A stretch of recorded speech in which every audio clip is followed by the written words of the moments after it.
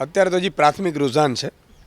પ્રાથમિક રુઝાનમાં સ્વાભાવિક છે કે હજી તો 9:30-10 વાગ્યા છે. હજી પૂરેપૂરું 12:30-1 વાગ્યા પછી ખબર પડે. પણ એટલું ચોક્કસ છે કે ભાજપે એવા હથકંડા અપનાવ્યા છે, લોકતંત્રની આખી દિલ્હીમાં હત્યા કરી નાખી હતી. તમે જુઓ, મતદાતાઓ કાપવા, મતદાતાઓ એડ કરવા, પછી પોતાને લગતા મતદાતાઓ એડ કરાવવા, ચૂંટણી પંચને મોકલવું, ઈડીને મોકલવું, દિલ્હી પોલીસને પોલિંગના એજન્ટ બૂથ બનાવવા, આ આખી હથકંડા સાથેની ચૂંટણી હતી. માત્ર અરવિંદજી અને એની ઈમાનદારી, એની એક બાજુ એ હતું, બીજી બાજુ અઢળક સંપત્તિ વહેંચવી, એમ કહેવાય ને કે કોઈ એવો હથકંડો, ગુંડાઓનો આખો કબજો કરાવી દેવો. ચૂંટણી કમિશન છે એ માત્ર ને માત્ર ભાજપનો એજન્ટ બનીને કામ કરે.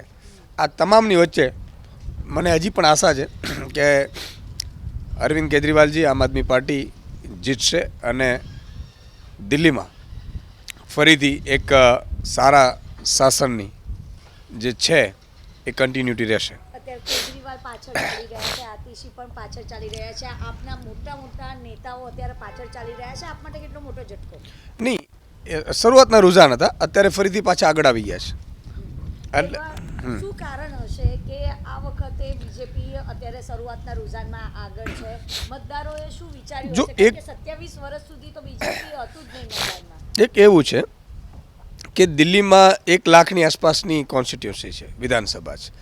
એમાંય તમે 8-10 હજાર મત કાપી નાખો છેલ્લા 6-8 મહિનામાં અને બીજા 8-10 હજાર મત એડ કરી દો, એટલે આ આખો હથકંડો ભાજપે અપનાવ્યો છે.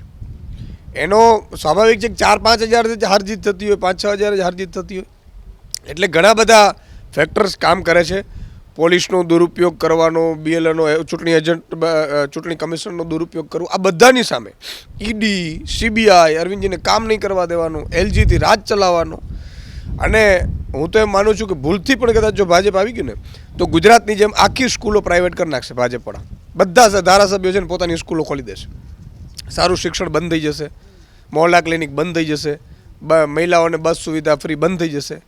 એટલે જેમ ગુજરાતમાં અત્યારે તમારા મારા બાળકને લાખ રૂપિયા આપવો પડે છે ને, એવું પાછું દિલ્હીમાં ચાલુ થઈ જશે ફીઝનું. એટલે જોકે હજી તો રુઝાન છે અને રુઝાનમાં આશા ખૂબ છે કે આમ આદમી પાર્ટી જીતશે. કેટલી સીટથી જીતશે, શું લાગે છે? પૂર્ણ બહુમત આવે એવું તો સ્પષ્ટ દેખાઈ રહ્યું છે.